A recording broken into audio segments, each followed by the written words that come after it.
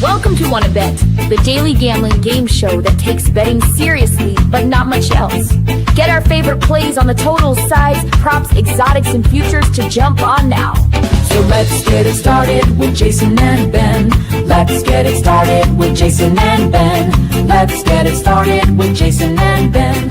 Something custom chemicals about the console fairly known. Let's get it started with Jason and Ben. Let's get it started with Jason. What's going on, everybody? Welcome back to Wanna Bet. Yeah, we're going to get it started. It's our first normal show of the week. Hey, we apologize for that, but a lot going on here. I've got two kids who are heading off to college and wanted to do some things with those guys before, while I still can. Ben's work shift has changed dramatically. I'm just responding to some people at Twitter who were a little bit perturbed that we were not here 7 days a week. We are generally here 7 days a week. We love nothing more than the cash winning bets with you guys. That's why we do this. We share all of our work, distill it down to our best plays. Some people have told me, Beltway Ben, that they set alerts for this. I didn't know that was possible. Please do that because our times do move around. But yeah, set the alert. We're generally on between 11 a.m. and noon Eastern, sometimes a little bit earlier. Again, we've got a lot of moving parts, but this is a priority for us. If I had better Wi-Fi in the hotel I was in Boston, maybe it would have made some sense, but it just wasn't gonna work out. The last time we did this, it was Ben and EK. They had a great show. I loved watching it on the train. The picks I gave out all hit in that show. We've been crushing it on the Super Discord. You can find the link tree in our bios. Ben, I don't know if it makes sense to put up what we did last since we haven't had a show since Monday, but okay, so there we go. That was the last time we convened on Monday. I mean, those games are all pretty far away, but look at that. The Nerfy parlay, a bunch of plus money winners. There's the QR code for the Super Discord. Ben and EK had some winners. Have you felt a little lost, Beltway Ben, without this show to anchor us? I've been a little lost. I mean, it was fun in Boston. Had a blast. Wouldn't change it for the world, but it was weird not doing Wanna Bet with you. Oh, it definitely was. I've definitely felt weird. I've also felt weird waking up at 3 a.m. Not an easy thing to do, not fun, but I definitely have missed it. Been ready to get back, and I was furious. Monday, wish you would have been on so I could give out that Chicago Cubs to win the series prop. You weren't on, so I just had to give it out. And I did say, I hope Jason watches and hears me saying it right now, the Cubs are going to take this series, and they did. So they got one more game, but they still won the series. By the way, Ben, lucky for you, I have not been on my Brew Crew in that series since I had that first three play. But today is a very special day at Wanna Bet. It is QP Day at WB. What does that mean? It means Quinny P. Quinny P. Quinny P. You can cash for me. Quinn Priester on the mound for the Brew Crew. That's a big day for me. That's a money-making day for me. And if you've been tailing us on Quinny P Day, we've made a lot of money for you. We will get to that bet. Yes, I'm on the Brew Crew today. I'll just give that away right there. Sorry, Ben. But yeah, let's get it started. If you're new to the show, first, second, third down, our three favorite plays of the day. Generally, it's our three favorite bets that we've made since our last show 24 hours prior. They can be a game being played today, tonight, a couple days in the future, or long in the future. Future bet that's not on a team, could be on a player prop, whatever. We leave it wide open. Our goal is to cash, not to be restrictive around here. We don't care if the game's only regional or only 2% of the country is going to see it. There's still a 100% chance to cash if things go your way. Fourth and long is not fourth and long. It's fourth and short. It'll be a quick hitter. We've been killing these markets. First 3 innings, Nerfies, Yerfies. Ben's been killing first quarter of WNBA. We've had some first half and first quarter in NFL preseason that's done really well for us. And then overtime, our friends at the PLL, Premier Lacrosse League. I've definitely felt a little empty and naked without PLL in my life the last 2 weeks, Beltway Ben. We've got 2 quarterfinal games to handicap in overtime. We've been doing very well with the PLL. I'm going to miss that season when it's over. So there we are. Beltway Ben, first bet of the day. You have the honors. Yeah, we're going to go to a play that I gave out in the Super Discord yesterday, and it was actually minus 150 that I played it at yesterday. 8 innings, was done, was furious. Junior Caminero took probably 5 hacks at a fastball down the middle and couldn't do anything with it. I'm fuming, I'm yelling, telling my dad, man, this dude, 99 down the middle, can't hit it. My dad's like, I'd like to see you get in there and hit 99. But Caminero wasn't touching wasn't touching anything. All of a sudden in the ninth, the bum Yankees bullpen, Devin Williams almost blew it in the 10th. But we have Bednar come in, gives up a single to Brandon Lau, and then gives up a single to Caminero, which I still think I'm done, right? Caminero's on first base. I need a lot. And Fiducia comes through with a ball off the wall in center field to cash Caminero. But I'm going to go back to him here. I just think we're getting now minus 110 for a play that was minus 150. And against right-handed pitching, you're usually going to find juice for Caminero. He's slashing at home against righties, 340, 371, 654. The kid's having a good year. It's a solid year. But everything you hear that he's done this year has come at home against right-handed pitching. That's the only thing that he's hit well all year. And his numbers are solid. But like I said, it's because these are so slanted against these splits at that ballpark. And then you look at Sonny Gray. Righties are hitting 285, 309, 496 against Sonny Gray. That's been the only thing that gets him that and on the road. We're getting Sonny Gray away from that park, putting him in a spring training park. Feels really, really good to me at minus 110. And the guy who's going to hit in the 4 spot, the Rays offense should be able to get it going. I don't think Schlitter is going to get freaking no 7 no-hit innings. So we'll see. Yeah, I think Schlitter is hittable for sure. All right.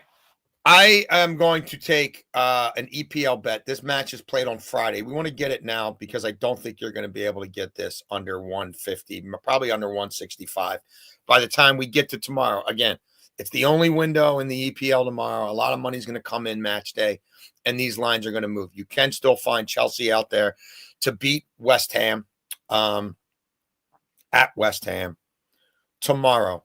West Ham was destroyed 3-0 by Sunderland in this Stadium of Light opening match day. It could have been worse. Chelsea somehow drew 0-0 at home, despite holding the ball like 70% of the time, despite having like 19 shots, only like 3 of which were on frame, despite having like 12 corners, despite hitting the post like 3 times. It was ridiculous. And it was a little too ticky-tacky, and it was a little bit too much sort of showing off for the home fans in the opening match of the EPL. I like them going on the road. I like them playing more direct against a team that has issues in the back. I think some Route 1 football is going to serve them quite well against the Hammers. It's a Hammers team that's already kind of on shaky ground after that horrible outing in the first match. Look, do I think Chelsea wins this by 2 goals at plus 185? I do. But we're going to just take that Chelsea money line while we can still get it at that number. And look, just a public service announcement. I'm off of MLS completely. FMLS. These League Cups results. How Toluca didn't win that match last night. Like, all 4 MLS sides go through in the Sunday night. Oh, Sunday night. That was one of the worst losses I've ever witnessed in my life. I tailed it. I played the Vancouver match where they away from you can't make it up. That he set up. Yeah, dude, I'm out of I'm out of MLS. Like, I thought my super hot international soccer summer would continue. It started early in Leagues Cup, then things got janky in that tournament. I'm out of MLS. I might do an MLS play here or there, but it's going to be EPL where we're crushing it on the Super Discord and Champions League. That's it. Okay, second down, Ben. I'm also out of the CFL. We're going to go back to the MLB. I'm out of the CFL, too. That was fun while it lasted. We're going to go back to the MLB here. And I'm going to go with the New York Mets on the money line. You can get them at minus 126. This is a must-have series in D.C. Like, I don't care about how the Mets have played of late. The Nats have won a few games. In this series this year, these teams, 6-3 the Mets are. And you want to say, well, the Nats are at home. Nats are 14 games under 500 at home. They're 10 games under 500 on the road. You don't find many teams who play much worse baseball at home than they do on the road. It's a weird thing. The Mets have been one of the best teams in baseball at home. I know they've struggled a little bit on the road, but this is a Nats team that sucks. And you look at this lineup, like 653 OPS in home games. It's the 5th worst in the MLB. The Nats also have 579 OPS against left-handed pitching in the last month. That is the worst in the MLB. Sean Manaea, I think he's better than he has been. And Mackenzie Gore has sucked at home. Mackenzie Gore is not what they really thought that he was coming into the year, early in the year. Things just haven't gone well for him in that park. I think Manaea will give them a better start than he has. The Mets cannot lose. Cincinnati Reds, 1 game behind them. They're starting pitching. they've been phenomenal. Cincinnati Reds pitching is legit. They are keeping them in games regardless of them not really buying a big bat at the lineup. So the Mets know how important these games are, and we're getting a Mets team at minus 126 against the bum-ass Nationals. Give me it. I can't pass that one. Yeah, I co-sign everything you say. I am on that game a little bit differently. We'll get to that in fourth and short. Where am I going on second down, Beltway, Ben? I forget. You tell me. Where am I going? Can't escape it. Huh? Can't escape it. Quinny P. Quinny P. Quinny P. You always cast for me. Even when Quinny P wasn't great 2 starts ago, Brewers overcame a 6-0 deficit and actually covered that game on the run line. All they've done in the last 14 Quinny P starts, Beltway, Ben, all they've done is win. The Brew Crew have won 14 straight Priester starts, and he was much better bouncing back the last time out. They've won 7 straight road starts. They've lost 3 in a row here against the Cubs. We all knew they'd cool off at some point in time. The Brew Crew have not lost 4 straight games since April 26th. Been the best team in baseball since May. I don't think they're losing 4 straight here. Why do I like Quinny P in this spot at Wrigley Field? Well, first I like him because the wind's blowing in at about 10 miles an hour straight to home plate. And Quinny P in general is almost a 2-to-1 ground ball to fly ball pitcher. And those fly balls that occasionally get whacked, I think, stay in the park. Now, Imanaga, big-time fly ball pitcher. Imanaga not getting the swing and miss. And I think, why do I like the Brew Crew here? Okay, well, if you're telling me the wind's going to knock down Suzuki and Shaw, and we know, right, Tucker's in the dumps right now. The Cubs, to me, are a more offensive, home run reliant offense. And if the ball's going to stay in, who can use speed, athleticism, small ball to gut it out? That's the Milwaukee Brewers. This is going to be a playoff type game for the Brewers. I think Pat Murphy will have them rallied. Great stuff has happened while Priester's been on the mound. Imanaga is a guy who is prone to some blow-ups, and I think we will see the best of the Milwaukee Brewers here today. I don't take them all the time, but I do really like them in this spot. This is now plus 116. You can find it between plus 114 and plus 116 all over the place. I gave this play to Ben last night when I made it. I've doubled down on it. I'm now on it at plus 116 as well this morning. Let's go, Brew Crew. Let's go, Quinny P. Third down, Ben. Yeah, real quick, just 3 a.m. I'm on my way into work this morning, early in the morning. I had the Cubs win song blaring, Go Cubs, go. I'm not familiar with Cubs, go. Yeah, it was a great song. It's been very good to listen to. They've won. They've been beating up on the Brewers. I think that hot streak, that's the most fraudulent hot streak I've ever seen in my life. I think it's all coming to an end. Hopefully, guess what, buddy? We weren't getting paid in Confederate money. It was real. Those tickets were real, Holmes. Well, again, that's all good. I just need this last month. All of a sudden, they're going to blow that 8-game lead, and it starts here. Starts here in this series. All right. Well, it doesn't start today. As long as it doesn't start today. I'm going to go with Shakira Austin over 6.5 rebounds at minus 110 in this Mystics game. Now, I also like the Mystics on the money line. You can get them at minus 130. I would play that as well. But Shakira Austin just played. She came back. She was out 4 or 5 games. Comes back. Goes for 6 rebounds in her first game, and then last game matches up with the Sun and grabs 7 boards. The Sun are allowing 35.3 rebounds per game over their last 7. That is the most in the WNBA. And you look at their last 3 games, Shakira and Kiki combined for 19. Aaliyah Boston and Natasha Howard combined for 22. Cardosa and Williams combined for 24. Forwards and centers are grabbing boards against this awful Connecticut team. Shakira Austin, her minutes aren't going to be 30, but if she can play 24, 25, she should have no issue grabbing 7 boards. We saw what her and Kiki did last game, so I like her over 6.5 rebounds. Meatball and I are with you. We love to back some of your WNBA plays. We're on that. Shout out to Chopper. Honestly, I think Meatball's kind of in the dumps lately because he's realizing that Copper's gone. Poor Meaty. Yeah, so I'm with you there. That sounds like a pretty smart play to me.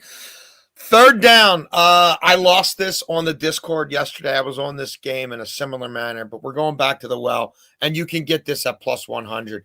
I'm going to lay the 1.5 in the first 5 with the Dodgers. Dodgers could not hit for Ohtani last night. A weird game We did see them whack around some Rockies pitching 2 days ago. And really what I'm doing here is I'm fading Chase Dollander, who I saw pitch at Double-A in Hartford. Really impressed with that kid. I thought he could be a real bright light if he didn't have to go to Coors Field. And Coors Field is in his head. He's got a 9.16 ERA at home for the season. This kid has not been able to hit the post every 5 or 6 days. There have been injury lapses. And I just think that ballpark, you look at him on the road, he presents himself kind of like I thought he would. At home, it's abject failure. The league's batting .325 off him at Coors Field. He's got a whip of basically 2 at Coors Field. It's a Dodgers team that tends to pound the ball at Coors Field. And it's Clayton Kershaw, who's not the Clayton Kershaw of old, but he still has a 2.34 ERA on the road. He knows how to navigate Coors Field. Kershaw faced the Rockies once earlier this year, 6 innings pitched, 1 earned run. I thought about playing, Dodgers over 3.5 runs in the first 5. Thought about playing Dodgers over 6.5 for the game because we know the Rockies bullpen sucks as well. But I especially now that you can get this at plus 100, this is my favorite way to play it. If Ohtani and company get to this kid in the first inning, I think it could get real sideways. I thought you were reaching. Thought you were reaching for a dog. Oh no. Sorry, I was adjusting. It's all good. It's all good. Oh, we're a little out of sync. Be We haven't done a show together since Sunday. That's kind of crazy. true. That is very true. Very true. All right. 4th and long is not 4th and long. It is 4th and short. Where are we going, Ben? Yeah, we're going to go to the WNBA for our first quarter plays. And we are getting incredible value here. Plus 132. Wow. Sabrina Ionescu, over 3.5 first quarter points. I don't care that she's under this in 5 straight games. I just don't care at all. You look at this Sky team, they get Angel Reese back, and we know how good she is defensively on the interior. That doesn't change anything outside. Look at what their last game. Angel Reese comes back. Gabby Williams, Nneka Ogwumike, and Skylar Diggins all go over this number. All 3 of them go over 3.5 points. Now you're giving me one of the best scorers in the WNBA, and I get it. With Brianna Stewart out, she has not been very good scoring. Mm-hmm. We know that. But, I mean, the stop and pop's still there. She's all we need is 2 jumpers or a 3-pointer and a free throw. She gets to the free throw line. So at plus 132 for one of the game's best scorers, I don't care that she's under in 5 straight. I'm going to take the value when we can because as soon as she figures things out again, it's going to be up to 4.5 and it's going to be minus money, and I'm going to be away from it done playing it. But for now, if I can get 3.5 for one of the better scorers in the league at plus 132, regardless of how she's playing, I'm going to take advantage. So I like Sabrina Ionescu over 3.5 first quarter points. If I knew you had a first quarter play coming in the WNBA, I might have waited with Meaty, but I don't want to jump on 2. But that's that. I mean, how about 4 foul shots? I'll take 4 foul shots. Literally. Let's go. 4th and short for me. We're going to continue to look at some of these first 3 inning markets. We're going to go over. Beltway Ben laid out Mackenzie Gore's issues. Mackenzie Gore for the season at home now has a 4.62 ERA. Mackenzie Gore has 4 starts at home since July the 1st, Beltway Ben. He's got a 10.80 ERA in those games. The league against Mackenzie Gore at Nats Park last 4 times out. 365, 447, 635. It's like a 1,300 OPS. In the first 3 innings, Beltway Ben, of his last 4 starts at home, Mackenzie Gore has a 12.71 ERA. 16 earned runs in 12 innings pitched. 4 home runs allowed in that span. A 12.33 OPS against him in the first 3 innings of his last 4 starts at home. If he gets through the first couple, even if he gets beat up early, he tends to settle down second time through. But I'm looking at a pretty potent top end of the Mets lineup saying I think they get to him early. Manaea's been up and down. I don't necessarily really buy him. I know that on the season, the Nats hit way better on the road than at home, but Wood's been okay lately. Abrams has been okay lately. If you look at this number in Manaea's last 5 starts, that total is over in 3 of the 5. So that's where I am on this one. We've been pretty good getting in, getting out. We've been pretty good fading Mackenzie Gore in these markets. And I think we might catch a little something from the Nats to help us over that 3. Overtime, back to the PLL. It's been a minute. PLL regular season wrapped up 2 weeks ago. This weekend, there are 2 quarterfinal games. Semifinals will pick up next weekend. The top seeds in the East and West, New York and Denver, already through. It was a wild scramble, Beltway Ben, for those final playoff spots. The Philadelphia Whipsnakes, who at really the middle of the season were still seen as one of the betting favorites to win it all, and I got on them then. Boy, have they fallen apart. And the Maryland Whipsnakes, who seemed to be kind of left for dead after they couldn't take advantage of, what was it, week 4? The games at Homewood Field in Baltimore. They couldn't really take advantage of that. They continued to stumble, but they got hot late, and they made it in. You have the lines up there, Beltway Ben? Thank you, sir. So that's what we're looking at here. Here's where I am on this one, Beltway Ben. I lean to the Whipsnakes. The dog in this series, 9-3 against the spread. Since 21, the under is 7-4 in this matchup. I just don't know that I trust either defense. I think this game could get a little bit run and gun. They split in the regular season.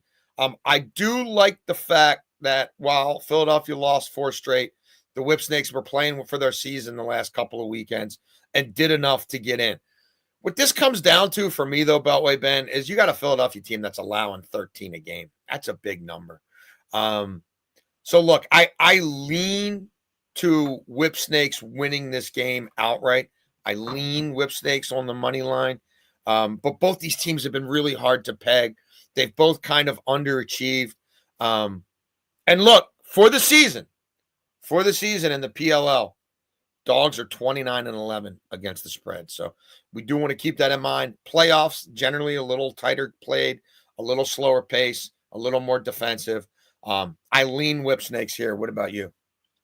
I stayed away from both sides. I do lean Whipsnakes. Again, when a team's that hot and a team's falling off so much, I don't want any parts of Philadelphia. But I'm going to go with a Philadelphia prop here. Michael Sowers over 3.5 points at -140.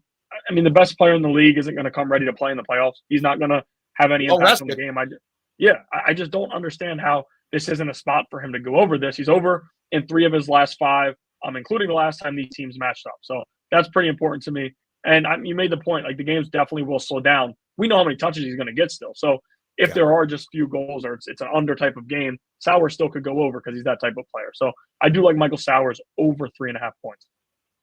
Yeah, also in this matchup, the underdog won both regular season matchups outright. Second game of the weekend, and I do have an official play here, Beltway Ben. Give me the Chaos. Here's my PLL helmet. Doesn't fit my fat head. Actually, my head is not really even that big. There's probably a way to adjust this, and I'm just not smart enough to do it. I'm on the Chaos money line. You can get that at +100.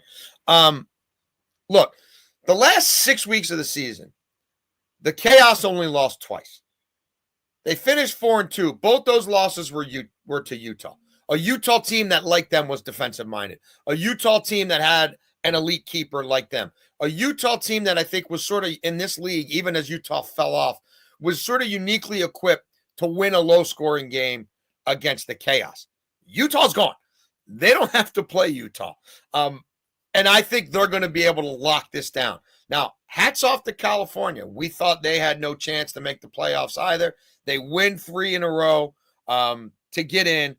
But Carolina beat them 12-10 back July 12th. Again, part of that 6-game stretch where the only losses were 1-goal losses to Utah. I just buy the Chaos a little bit more overall.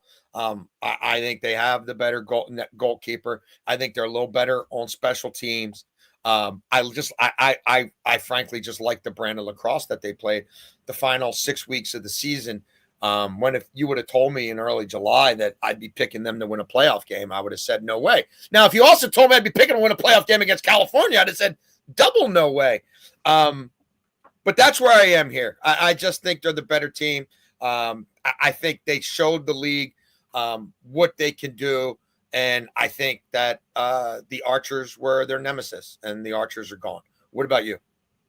I'm going with Chris Kavanaugh over 3.5 points, and that's +102. Now, he scared me a little bit down the stretch of the season just because I have that McNaney future to win Rookie of the Year, and all of a sudden here comes Kavanaugh playing great lacrosse, and he was being all great scoring, and he's been awesome. But I still think McNaney wins the award, which is going to be a good plus 150 cash if you guys tailed. But he is over this in 3 of his last 4 games, and he's averaging close to 9 shots per game over his last 5. Riordan is the best goalie in this league, but Kavanaugh is going to be taking shots. He gets more touches than anybody else on this team, so he should have a few assist opportunities as well. I like Kavanaugh at plus money, plus 102, over 3.5 points.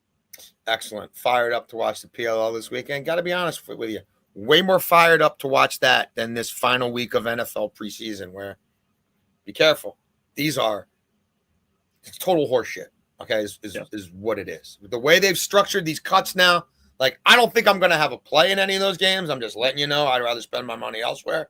But, I know we said we'd have an NFL play every window that NFL preseason was played. I don't like either of these games Thursday night, and I got news for you. I don't really like them tomorrow either, and I don't really like them Saturday, so I'm probably going to sit it out. But we'll be fired up to watch the PLL. That was Wanna Bet. We appreciate you guys tuning in. Again, you can set alerts for this, I was told. That's awesome. Do that. Tomorrow, or is it 11? We'll be back at 11 tomorrow, Ben?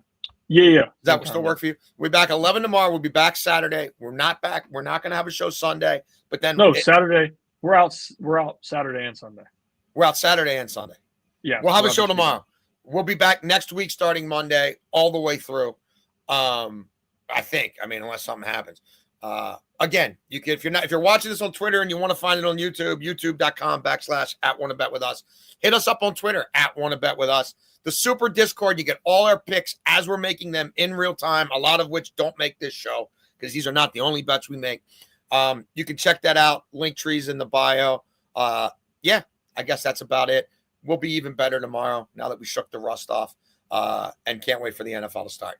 Thanks, guys, for tuning in. We'll have plays for you tomorrow on Wanna Bet.